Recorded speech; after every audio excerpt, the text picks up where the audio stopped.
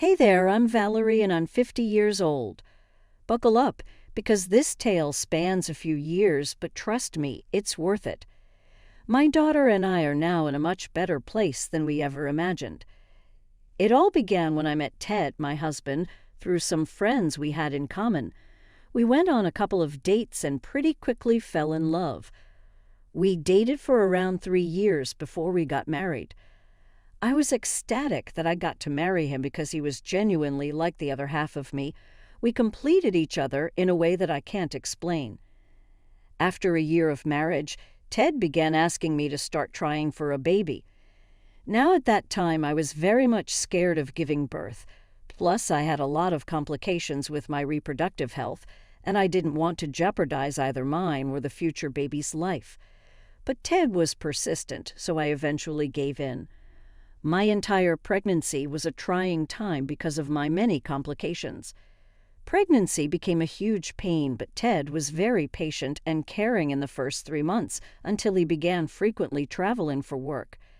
It only got harder from then on, but Ted did make it in time for the birth of our daughter Kendall.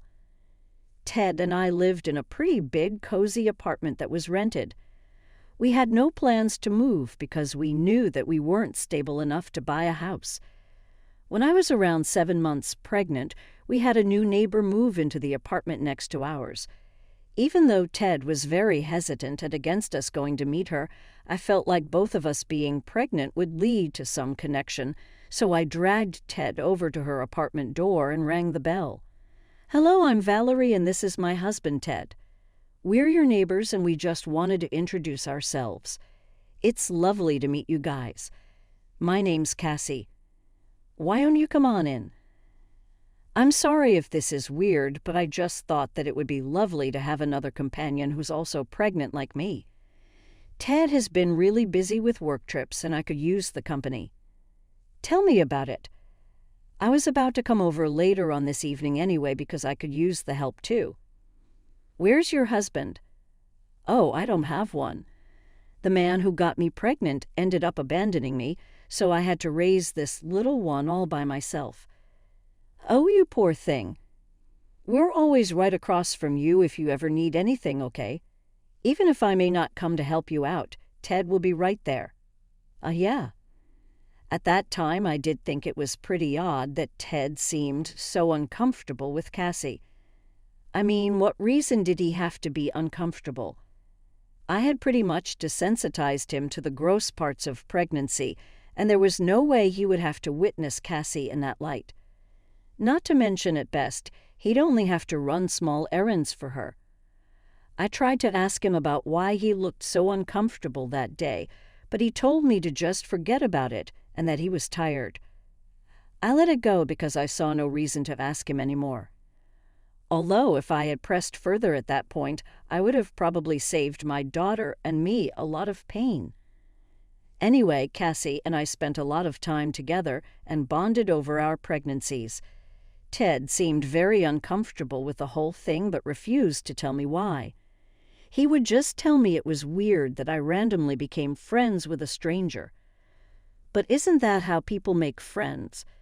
After I gave birth to my daughter Kendall, life became even fuller. Ted and I got really busy with adjusting to our new routines, but we also kept Cassie in mind. I mean, I barely managed to get through my pregnancy and I had Ted's help. I couldn't imagine what it must have been like for Cassie. Anyway, 3 months after I gave birth, Cassie did too, and she had a baby girl named May. Since we lived so close together and our kids were so close in age, the two of them grew up really close. We would have a bunch of play dates for our girls, which I have to admit, we also used as downtime for us. Overall, we had a pretty picturesque life. As the years passed, the girls grew older and began to find comfort in each other's homes. That was until they were in their first year of high school. May suddenly stopped coming over, and Kendall refused to see her. Of course, as any mother would be, I was very concerned. At first, I thought it was just a silly little fight that both of them had and were refusing to mend things. But then months passed, and the animosity between them only grew worse. So I sat down with Kendall one night and asked her what had happened. "Honey, I know you don't want to talk about it, but could you please tell me what went down between you and May?" "Mom, I don't want to talk about it." "I know, but you guys used to be such good friends. Hell, you grew up together. What happened?" "Look, I wish I had the answer to." "Okay." "Huh. What do you mean?" "I don't know, Mom. We had our summer break, and when high school started, May just started ignoring me. She refused to talk to me and even began to poke fun at me with her friends." "What? Why would she do that?" "I have no idea. I tried to talk to her many times, but she would either look at me with disgust or she would mock me and make fun of me." "Oh, honey, that's horrible. Do you want me to speak to Cass?" "No, please don't. It will probably make things worse for me in school." All right. My mouth sealed. "But if May ever does anything too bad, you need to promise me that you'll come tell me about it." "I promise." Curiosity was annoying at me. I wanted to know why May started behaving that way so badly, but I had no way of doing it besides. I did note that Cassie never approached me about the girls not hanging out anymore. In fact, she barely ever spoke to me. I realized that I never made the attempt to talk to her either, so I tried to change that, but Cassie would always be too busy to talk. Sometimes May would answer the door whenever I went over, and she would look me over with disgust, and I immediately understood how Kendall must have been feeling. I tried to talk to her too, but she would just walk away from the door and call for Cassie. Eventually, we just didn't speak that much. Life carried on as if normal. In my daughter's final year of high school, I began planning out our finances to support Kendall. I didn't want her burdened by any student loans because I knew firsthand just how long it took to clear them off. Not to mention, with the economy that we were in, she would have taken even longer. The stress of having to repay a loan was not something I wanted her to ever feel. That was why Ted and I planned way ahead and began saving a year before Kendall was born.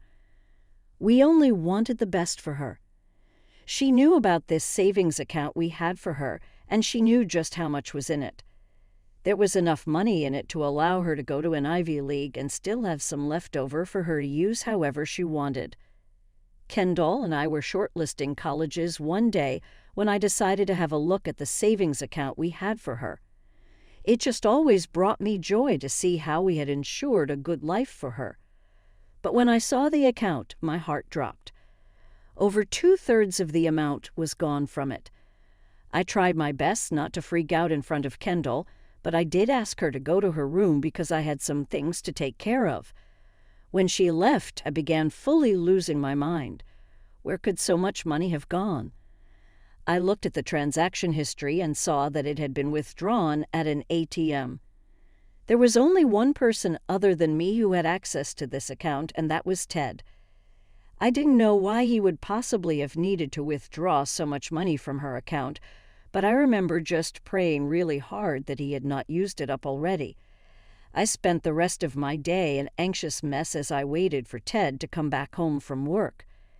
Anyway, when Ted finally came back home, he avoided me. Dinner was awkward, and Kendall even asked me if something was wrong with Ted. I assured her that he was just tired and told her to go back to her room. When I walked into mine and Ted's rooms, he was scrolling through social media on his phone. I decided that now he could not ignore me, so he had to tell me what was going on. "Okay, so you've been avoiding me, which means that you know what I want to talk about." "I actually have no idea, and I haven't been avoiding you. I've just had a tiring day and I want to sleep." "You can sleep in a bit, but since you don't know what I want to talk about, then let me enlighten you." "Can we please not do this?" "We have to because Kendall's future depends on it. I was looking at her savings account today and noticed that a large portion of it got withdrawn from an ATM. The only other person who knows the bank details is you. What did you do with the money, and why did you take it out?" I really don't want to talk about this. You have no way of getting out of this. If you're in some serious debt or something, you need to tell me. No, it's nothing like that. I just needed to do something out of the goodness of my heart. Goodness of your heart? You can do those things out of your own pocket. You don't steal from your daughter for that. I didn't steal from her. The money is ours until she turns 18. I also contributed to it, so I get to withdraw from it. Kendall turns 18 in 2 months. Do you even know how happy she's been because she was thinking that she could go to Harvard to study law? How could you jeopardize? When you say goodness of your heart, are you talking about Cassie and May? Yes, they were struggling. I wanted to help them out, so I decided to give them our daughter's money. You could have asked me. We could have helped them out separately, and while it may not have been this big of an amount, some help is better than nothing. Look, May wanted to go to a really good university that even we had no way of contributing to. I happened to meet Cassie the day before yesterday, and she was crying about how she was struggling to tell May that she wouldn't be able to get what she wanted. I just felt bad, so I gave her the amount of money she wanted. Valerie, what about Kendall? What are we going to tell her? She's known for years the amount of money we saved up for her. She's worked hard and studied her bus off for years just so she could go to an Ivy League. What are we going to do about that? Kendall's a smart kid. I'm sure she'll get a scholarship. At that point, I did not want to see his face. I was so filled with anger and resentment against him. I couldn't believe that he would have done something so cruel to his own daughter. I mean, yeah, I felt bad for Maeve and Cassie, but Cassie also had the responsibility of telling her daughter their reality. It felt almost predatory, like she purposefully cried in front of Ted about her problem because she knew that Ted would do anything he could to make her feel better. I slept in the guest bedroom that night. I had a very fitful sleep, but somehow I managed to sleep. I woke up the next morning and Ted had gone to work. I decided that I should try and get the money back from Cassie. I waited until Kendall had gone off to school to go over to Cassie's place. Hey Val, sorry, I'm in a bit of a hurry right now. I need to get to work. Oh, it's okay. I just needed to ask you something pretty small. All right, what is it? Ted lent you some money the other day, and I just wanted to ask you if you could give it back. That was a huge amount from Kendall's university savings that we had started for her before she was even conceived. Ted took it without informing me. What? Oh, no, I'm so sorry that Ted did that to you. I would never have taken the money if I knew that it was Kendall. Yeah, so could you return it?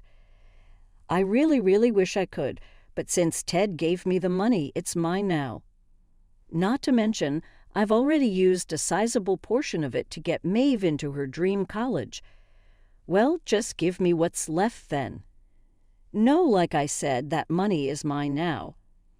I'm sorry that something this horrible has happened to you, but I can't give you the money back now. If you'll excuse me, I'm running late. I was shocked at the way that Cassie was treating me, especially after the fact that we had been living next to each other for so long that we were practically family. I never thought that she'd have such an ugly side to her. I wanted to scream and rip my hair out in my anger and frustration. I went back into the house and finally made myself some breakfast. As I ate, I contemplated all the options that Kendall had. The money left in Kendall's savings account was enough to get her through community college at worst, maybe 1.5 years through a good university. I figured that the least that Ted could do, since he gave away almost the entirety of Kendall's savings, he could stop paying for her college. He had quite a few assets that he could sell to pay off her education without letting her fall into debt. I felt like that was the least he could do to make it up to Kendall, because I knew that she wasn't going to take the news well. That evening I broke the news to Kendall, and she was furious. She cried a lot, and I cried with her too. I couldn't imagine how she had been feeling, but I also knew that I shared a portion of that feeling. Kendall acknowledged that I had nothing to do with it and told me that she was in no way mad at me, just her dad. When Ted came home that evening, she went to her room and locked herself in there. Ted didn't even question where she was, and I assumed that was because he figured that I told her about what had happened. In fact, he barely even looked at me, which was good because I wanted the guilt of his actions to consume him wholly. But I knew I also needed to establish our plan for Kendall going forward. So what are we doing for Kendall from here on? What do you mean? I thought we established that she'd get into college with a scholarship. Even so, we need to have some backup plan in case that doesn't pan out. It will. There's no need to worry. I've seen kids with half her wit get full rides. It'll be a piece of cake for her. That's very wishful thinking, Ted. There's no way we can rely on that. I've come up with a plan for you to pay for college. Me?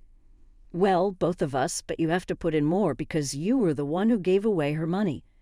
And since you believe that you contributed that much, I think it's only fair for you to pay that much more than me for Kendall's tuition. Hell no. I'm not doing any of that. Kendall can either get a full ride or she can take a loan and work it off like everyone else. How are you more sympathetic to two people who have become strangers to us than to your own family? What is wrong with you? Look, I don't care what you say, but I'm not paying a penny for Kendall's college. She can use what's left, and you can help her if you want. In my opinion, she should apply for all the scholarships she can. That's it. Good night. I was beyond upset and frustrated at the way Ted was behaving. How could he put someone else's daughter over ours? What was it that made us less important to him? I cried myself to sleep that night, and over that week I kept asking Ted to reach a compromise and provide for his daughter in some way, at least. But he refused to budge. He even got his mother involved in it. If there's one thing you should know about Alia, it's that she absolutely hates my guts. She can't stand me, and she makes it known in every way possible, from insulting me to downright physically hurting me by accident. Alia loved to go against everything I said and did, even if I was the right one in the situation. So with Alia on his side, Ted saw no reason to give in to my demands. Kendall completely stopped talking to Ted and Alia. She refused to even acknowledge them, and neither of them had a problem with that. The both of us worked hard together to get her into a good college, and as luck would have it, she did end up getting a pretty good scholarship at an Ivy League. The scholarship covered about 75% of her tuition, and I could easily cover the rest for her. She would only need to work to support herself, which she was more than happy to do. Kendall always had a big passion for law, and that was what she did for the next 5 years. She rarely came home. Instead, I flew over to visit her. Life at home was unbearable, to say the least. Alia moved in with us and constantly tormented me. Ted and I stopped talking and lived like we were roommates. It was only a matter of time before one of us initiated a divorce. I stayed because I knew that getting a divorce would severely dent my finances, and Kendall had dealt with enough issues regarding finances. After Kendall graduated from college, she got herself a good job and started to finally settle down. That was when I initiated the divorce filing. But before I handed Ted the papers, I wanted to save up a good amount of money so I had something to fall back on. And that was it. I took another 2 years to get out. Just a few days before I was going to hand Ted our divorce papers, Kendall suddenly showed up at our house. I was surprised, but also really happy to see her. She greeted me with a big hug and told me she had some big news to share and that she was going to get her money back. I asked her what she meant, and she just asked me to call Ted and Alia downstairs. "Oh, hi, Kendall. What are you doing here?" "Hi, Dad. Well, nothing much, actually, except I happened to find something really interesting. You're a disgusting lawyer." Why have you brought your filth into this house?" "I would shut my mouth if I were you, Grandma. There is no way to speak to your grandmother." "Whatever. You guys died to me the day you stole my money."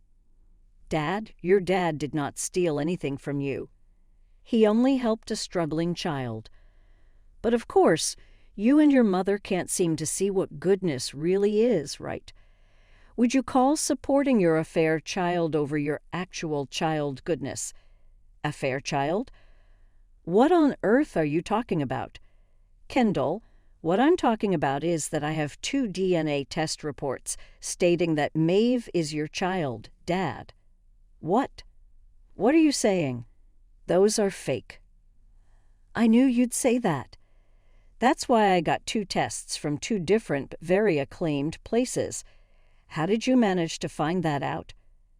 "Well, Mom and I got in contact after I graduated, and after we went drinking, she confessed everything to me. She felt horrible about how she dealt with it, so she made it up to me by agreeing to do a DNA test. I can explain, Valerie. I met a woman when I went on my first business trip when you were pregnant, and after drinking a bit too much, we slept together, and then it sort of became a habitual thing. She got pregnant and decided to move in next to us. I had no choice." "No, you had a choice and you made it. I was going to do this later, but here are the divorce papers. You deserve nothing." "I fully agree with Mom, which is why I'm suing you, Dad, for stealing my college fund." "See you in court." I couldn't believe what my life had come to. So that was why Ted had always been so uncomfortable around Cassie and Maeve. Were all the business trips he took after Kendall was born just an excuse to live next door and raise his second family? How filthy of a man was he to go and sleep with someone else when his wife was struggling with her pregnancy back home? I was filled with pure rage, but I was also relieved that Kendall was taking proper action against Ted's misdeeds. In the trial that happened after, Mae herself testified to Ted's involvement in her childhood and all the lies that he had spewed to keep her a secret. Apparently, he had given Kendall's money to Cassie because she threatened to out his secret to us if he didn't. She also told him that if she found out that he paid for Kendall's college, she would out him. She was jealous that my daughter was doing way better than hers, and this was her solution. The judge ruled in Kendall's favor, and Ted was ordered to pay her back and also pay back any loan that she may have taken to fund her education. Kendall and Ted worked out a payment amendment and deadline, and that was that. Kendall also helped me find another job closer to her and helped me move in. Ted signed the divorce papers without a fuss and in just a few short days, so much changed, but all of it was for the better. I am now in a much happier place, and I'm overjoyed to see my daughter thriving and accomplishing more than I could have ever imagined.